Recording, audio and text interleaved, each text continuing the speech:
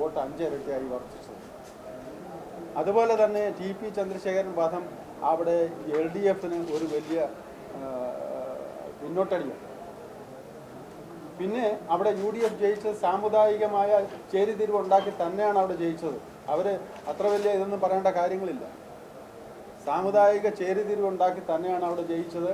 അത് രാഷ്ട്രീയ വിജയമാണെന്ന് അവർ ഘോഷിക്കുന്നത് UDFനകത്തെ ന്യൂനപക്ഷ രാഷ്ട്രീയ സമ്മർദ്ദത്തിന് കീഴ്പ്പെട്ടാണ് അവരിപ്പോഴും അത് പറയുന്നത്. ആ NSSന്റെ നിലപാടിന് മാറ്റമൊന്നുമില്ല. NSSന്റെ ഇവിടുത്തെ സാമുദായിക അസന്തുലിതാവസ്ഥ ഇവിടെ ഇപ്പോഴും നിലനിൽക്കുന്നു. ഗവൺമെൻറ്റിന് ഇത് ഒരു വലിയ ഭീഷണിയാകും. ഈ ഗവൺമെൻറ് മുന്നോട്ട് പോകുന്നതിന് ഇത് ഭയങ്കരമായി തടസ്സമുണ്ടാകും. ഇപ്പം തന്നെ നമ്മൾ കണ്ടുകൊണ്ടിരിക്കുന്ന വിഷയങ്ങൾ തന്നെ അതല്ലേ. ഒരു പുസ്തകം സർക്കാർ അടിച്ചിറക്കിയിട്ട് അത് മാറ്റേണ്ടി വന്നു ഇല്ലേ. ഇപ്പം തന്നെ വേറെ ഒരു അവരുടെ ഒരു ഇതുണ്ട്, CS സെൻറ്റർ. അദ്ദേഹം വലിയ മനുഷ്യനാണ്. പക്ഷേ അദ്ദേഹത്തിൻ്റെ പേരിൽ ഇങ്ങനെ ഒരു ഇതുണ്ടാക്കേണ്ട ആവശ്യമുണ്ട്. സർക്കാർ പണം അതിലേക്ക് ഒഴുക്കുവാൻ വേണ്ടി ഒരു തീരുമാനം, എന്നിട്ട് ഗവൺമെൻറ് പോലും അത് ശരിവെക്കുക ചെയ്യുന്നു. അപ്പോൾ എങ്ങോട്ടാണ് ഈ രാജ്യം പോകുന്നത്? അപ്പോൾ അത് തീർച്ചയായിട്ടും ഈ UDF ഗവൺമെൻറ് പരാജയത്തിൻ്റെ പടുകുഴിയിലേക്ക് നീങ്ങിക്കൊണ്ടിരിക്കുകയാണ് എന്ന കാര്യത്തിൽ എനിക്ക് യാതൊരു സംശയമില്ല. അത് വരരുത് എന്ന ആത്മാർത്ഥമായ വിശ്വാസം എനിക്ക് ആഗ്രഹമില്ല. അതുകൊണ്ടാണ് പറയുന്നത്. വിദ്യാഭ്യാസ പാക്കേജിൽ കൂടെ വളരെ രഹസ്യമായി നമ്മുടെ നിയമനാധികാരം അടക്കമുള്ള മാനേജ്മെന്റുകളുടെ എല്ലാ അധികാരങ്ങളും കവരാനുള്ള ശ്രമം തീർച്ചയായിട്ടും ഇതിനെതിരെ നിയമ നടപടികൾ സ്വീകരിക്കാൻ അല്ല. ഇതിന് അതായത് വിദ്യാഭ്യാസ പാക്കേജ് വഴി ഇവിടുത്തെ എയ്ഡഡ് സ്കൂൾ മാനേജ്മെൻറ്റുകളുടെ നിയമനാധികാരവും അതിൻ്റെ ഭരണാധികാരവും ആ പാക്കേജിലൂടെ പുതിയ വ്യവസ്ഥകൾ എഴുതിയുണ്ടാക്കി അത് തടഞ്ഞിരിക്കുകയാണ്.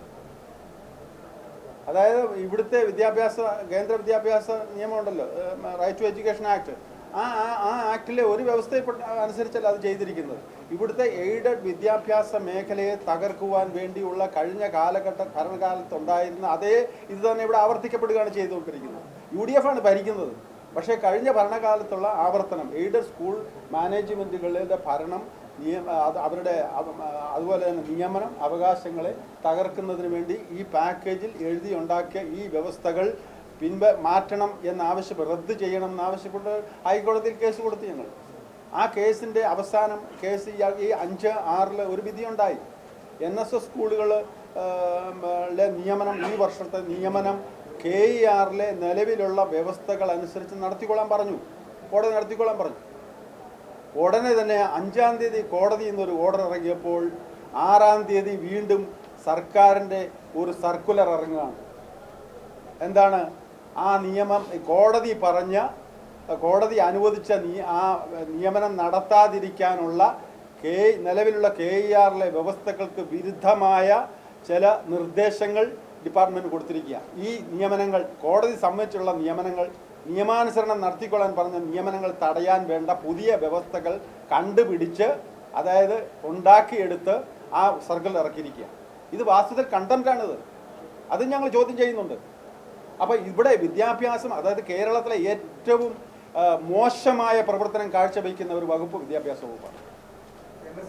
കാരണം ഞങ്ങൾക്കത് പറയാനുള്ള അവകാശമുണ്ട്. കാരണം കേരളത്തിലെ ഒറ്റ കോർപ്പറേറ്റ് മാനേജ്മെൻറ്റ്, ഏറ്റവും വലിയ വിദ്യാഭ്യാസ കോർപ്പറേറ്റ് മാനേജ്മെൻറ്റ് NSS ആണ്.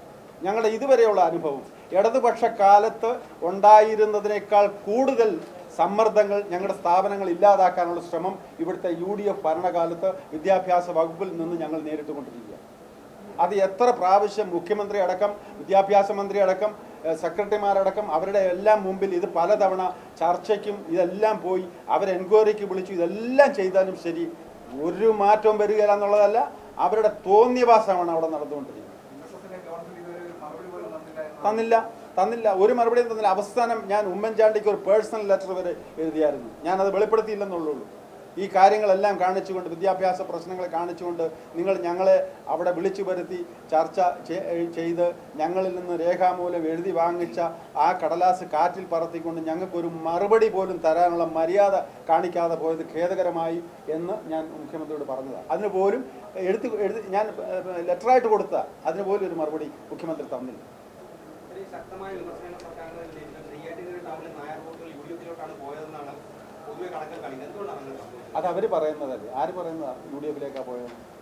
നെയ്യാറ്റിൻകരയിൽ നായർ വോട്ടുകൾ അത് ആ അപ്പോൾ ബി ജെ പിക്ക് ആരുടെ വോട്ട് അവിടെ പോയി? അവിടുത്തെ മറ്റ് ഇതിൽപ്പെട്ടവരാണ്. ഒന്നല്ല, യു ഡി എഫിന് കിട്ടേണ്ട വോട്ടുകളാണ് ബി ജെ പിയിലേക്ക് പോയത്. ഒരു സംശയവുമില്ല അതിനകത്ത്. യു ഡി എഫ് അപ്പോൾ അത് മനസ്സിലാക്കിക്കൊണ്ട് സാമുദായികമായ പിന്നെ വിഭാഗീയത ഉണ്ടാക്കിയെടുത്ത് അവിടെ വോട്ടുകൾ നേടി. അതാണ് അതിൻ്റെ സത്യം. കാലങ്ങളായി ബി ജെ പി കേരള നിയമസഭയിൽ അക്കൗണ്ട് തുറക്കാൻ ശ്രമിക്കുന്ന സാഹചര്യത്തിൽ നെയ്യാറ്റിൻകര തെരഞ്ഞെടുപ്പ് ഒരു ചൂണ്ടുവലകയായി NSSന്റെ പിന്തുണയോടെ ശക്തി പ്രാപിക്കുന്നതാണ് രാഷ്ട്രീയ നിയമനം. ഇതിനെക്കുറിച്ച് ഞാൻ ബി ജെ പി ശക്തി പ്രാപിക്കുന്നതിനെ പറ്റിയല്ല. നെയ്യാറ്റിൻകരയിലെ ആ ബി ജെ പി ശക്തി പ്രാപിച്ചതിൻ്റെ ചൂണ്ടുപലക കേരളത്തിലെ ഇനിയും വരാൻ പോകുന്ന തെരഞ്ഞെടുപ്പുകളിൽ കോൺഗ്രസിൻ്റെ നാശമാണ് അതെടുത്ത് കാണിക്കുന്നതെന്നാണ് എനിക്ക് പറയാൻ. സർക്കാരിൻ്റെ ഈ